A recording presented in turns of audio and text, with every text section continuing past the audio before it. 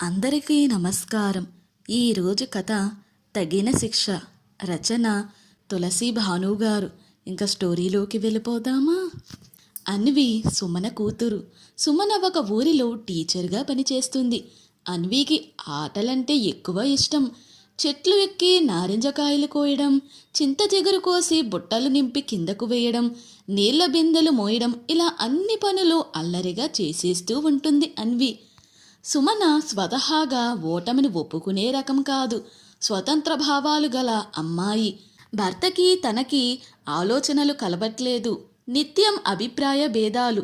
మనశ్శాంతి లేదు అని అన్వికి 4 ఏళ్ల వయసున్నప్పుడు పల్లెటూరులో టీచర్ పోస్టుకి ధైర్యం చేసి వచ్చేసి ఇక్కడే సిరిపురంలో స్థిరపడింది. ఇప్పుడు అన్వికి 12 ఏళ్ళు. దూకుడు ఎక్కువ. చెట్లు, పెరడు గోడలు ఎక్కడం, చెరువులో ఈత కొట్టడం, కబడ్డీ ఆడడం అన్నిటిలో దిట్ట. ఊరి వాళ్ళకి సుమన అంటే ఇష్టం, గౌరవం. అన్విని అదుపులో పెట్టమని చెప్పలేక చెబుతారు. సుమన అన్వి ఇష్టాలకు విలువ ఇస్తూనే అన్వికి మంచి చెడు నేర్పుతుంటుంది. చదువుకి సమయం ఎక్కువ కేటాయించదు అన్వి, కానీ మార్కులు బాగానే తెచ్చుకుంటుంది. తెలివితేటలు ఎక్కువే. ఊరంతా తుల్లుతూ ఆడుతూ పాడుతూ తిరిగేస్తూ ఉంటుంది. ఆ రోజు ఊరి పెద్ద ఇంటికెళ్ళొస్తూ సుమన దూరంగా గుడి బయట కబడ్డీ ఆడుతున్న పిల్లలను చూస్తూ వస్తుంది. చెట్టు చాటున రాజన్న నించుని అన్విని, మిగిలిన ఆడపిల్లని చూస్తూ వెకిలిగా నవ్వుకుంటున్నాడు. రాజన్న కళ్ళల్లో చెడుచూపు సుమనకు అర్థమయ్యింది. గుండె మండిపోయింది. చకచకా నడిచెళ్ళి రాజన్న పక్కన నుంచుని కళ్ళతోనే కాల్చేస్తూ రాజన్నని తీక్షణంగా చూస్తుంది. ఉన్నట్టుండి తన పక్కనొచ్చి నుంచున్న సుమనని చూసి రాజన్న, ఏంది టీచరమ్మా, ఈ ఏళలో నా పక్కనొచ్చి నుంచున్నావు? ఏంటి నాతో పని నీకు? అని జేబులోంచి బీడీ తీసి నోట్లో పెట్టుకుని అంటించుకున్నాడు. నీకేం పని ఇక్కడ? అది ముందు నువ్వు చెప్పు అని సుమన దబాయించింది గట్టిగానే. ఓ సోస్, చల్లగాలికి చెట్టు నీడనొచ్చి కూసున్నా, దానికి నీకేంటి బాధ అన్నాడు రాజన్న నిర్లక్ష్యంగా. సరే అన్నట్టు తలూపి, పిల్లలు ఇంకా ఆటలు చాలు, ఇళ్ళకెళ్ళి చదువుకోండి అని సుమన టీచర్ హోదాలో పిల్లలను హెచ్చరించింది. 1 నెల తర్వాత అన్వి ఆ రోజు మధ్యాహ్నం నుంచి కనబడడం లేదు. తమ ఇంట్లో అన్ని పనులు చూసుకునే రాదని అన్విని ఎక్కడుందో వెతికి చూసి రమ్మని పంపింది సుమన. క్లాసులో పాఠాలు చెబుతుందే గాని మనసు పిల్ల మీదకే పోతుంది ఆ కన్నతల్లికి. అన్వి ఇలా అటు ఇటు ఏదో పని అంటూ తిరగటం సుమనకి కొత్తేమీ కాదు. కానీ నెల ముందు రాజన్న చూపులు అన్వి మీద, అన్వి తోటి ఆడపిల్లల మీద చెడుగా ఉన్నాయని గ్రహింపుకు వచ్చాక ఎంత గుండె ధైర్యమున్న మనిషి అయినా సరే సుమనకి కొంచెం భయం అనిపిస్తుంది. 6 గంటలైంది, ఇంకా అన్వి జాడ తెలియలేదు. రాధ ప్రయత్నాలోపం లేకుండా అన్ని చోట్ల వెతికింది. అన్వి కనపడలేదు. సుమనకి కాలు చేతులు ఆడడం లేదు. అమ్మా అని సన్నగొంతు వినిపించింది. సుమన గుమ్మం దగ్గరికి పరిగెత్తి చూసింది. అన్వి నీరసంగా వేలాడిపోతూ గేటు పట్టుకుని నుంచున్న మనిషి కూలబడిపోయింది. సుమన వెళ్ళి అన్విని పట్టుకుంది. రాధ సాయం వచ్చింది. ఇద్దరూ కలిసి స్పృహ కోల్పోబోతున్న అన్విని లోపలికి తీసుకువచ్చారు. పాత తుండి ఒకటి నీళ్ల గిన్నెలో ముంచి పిండి ఆ తడి తుండితో అన్వి మొహం మృదువుగా తుడిచింది సుమన. జుట్టు రేగిపోయి ఉంది. బట్టలు దుమ్ము కొట్టుకుపోయి ఉన్నాయి. అన్వి అమ్మా అంది. చెప్పు అన్వి అంది సుమన. జారిపోతున్న గుండె ధైర్యాన్ని జారనీయకుండా దృఢంగా ఉండేలా విశ్వ ప్రయత్నం చేస్తుంది సుమన. అన్వికి రాధ తెచ్చి అందించిన వేడిపాలు తాగించింది సుమన. ఏమైంది చిట్టి తల్లి, చెప్పు అంది సుమన లాలనగాను, నువ్వు చెప్పి తీరాల్సిందే అన్నట్టు మొండిగాను. అమ్మా, రాజన్న వెధవ పశువు. వాడు నేను గుడి దగ్గర ఉన్న చెట్టు ఎక్కి దిగుతున్నాను. చెట్టు దిగటంలో కింద వాడొచ్చి ఉన్నాడని నేను చూసుకోలేదు. నా మీద దుప్పటి లాంటిది కప్పేసి కారులోకి లాక్కెళ్ళాడు. నాకు ఏమీ అర్థం కావడం లేదు. కారు కదిలిపోతుంది. విదిలించుకుంటున్నా. బలంగా నన్ను పట్టుకున్న చేతులు విడిపించుకుంటున్నాను. పొట్టలో కొట్టాడమ్మా. నొప్పుతో కళ్ళు తిరిగాయి. అయినా నేను ధైర్యం పోగొట్టుకోలేదు. నేను నా పిడికిళ్ళు బిగించి చేతులు వేగంగా తిప్పాను. ముసుగులో ఉన్నాను. సరిగా ఎదుర్కోలేకపోయాను. స్పృహ కోల్పోయినట్టు కారు సీటులోకి తలవాల్చేశాను. కాసేపు తరువాత ముసుగు తీశారు. కారు వెళుతూ ఉంది. కళ్ళు మూసుకున్నా చెవులతో శ్రద్ధగా ఆలకిస్తూ గమనించుకుంటూ ఉన్నాను. నా మూతికి టేపు వేశారు. సరే కానీలే అని ఊరుకున్నాను.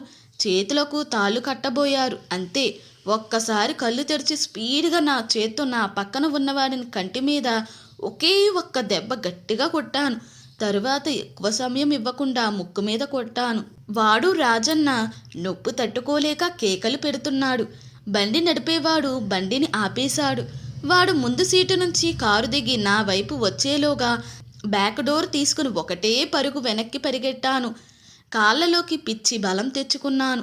నేను ఎట్టి పరిస్థితుల్లోనూ ఆగకూడదని గట్టిగా నిర్ణయించుకున్నాను. వెనక వాడు వస్తున్నాడో లేదో కూడా నేను చూడాలి అనుకోలేదు. నా పరుగు మాత్రం ఆపకూడదు అనుకున్నాను అని చెబుతుంది అన్వి. అప్పటికే అదంతా వింటున్న రాధ చీర నోటిగడ్డం పెట్టుకుని ఏడుస్తుంది. సుమనకి కూడా కళ్ళు నీటితో నిండాయి. కానీ తాను చెయ్యబోయే ప్రతిచర్య గురించి ఆలోచిస్తుంది సుమన. అన్వి ఇంకా చెబుతుంది, అలా చాలాసేపు పరిగెత్తానమ్మా. ఒక చోట మలుపులో లోతుగా ఉండి కింద పడిపోయాను. కాళ్ళు చేతులు గీరికిపోయాయి. అప్పుడు ఇంక ఒక్కసారి వెనక్కి చూశాను, ఎవరైనా వస్తున్నారా అని. ఎవరూ లేరు. అప్పుడు నేను ఎక్కడ ఉన్నానా అని గమనించుకున్నాను. నాలుగు వైపులా దృష్టి సారిస్తూ జాగ్రత్తగా చూసుకుంటూ దారిని అర్థం చేసుకుంటూ నడుస్తూ ఉంటే మన ఊరి వైపు వచ్చే బస్సు కనబడింది. బస్సులో ఎక్కాను. మన ఊరు చేరాను అని చెప్పేసి నీరసంగా పడుకుండిపోయింది అన్వి. తన కూతురు ధైర్యంగా ఎదురు తిరగలేకపోయుంటే ఏంటి పరిస్థితి అని సుమనకి భయంతో చెమటలు పోసాయి. రాధ పుటుక్కున అనేసింది, ఎదుగుతున్న ఆడపిల్లను అదుపులో పెట్టమ్మా, అలా గాలి కొదిలేయకమ్మా అంటే నా మాట వినకపోతివి. ఇప్పుడు చూడు ఎంత కట్టం రాబోయింది అంది సాధింపుగా రాధ. రాధా అంది కోపంగా సుమన.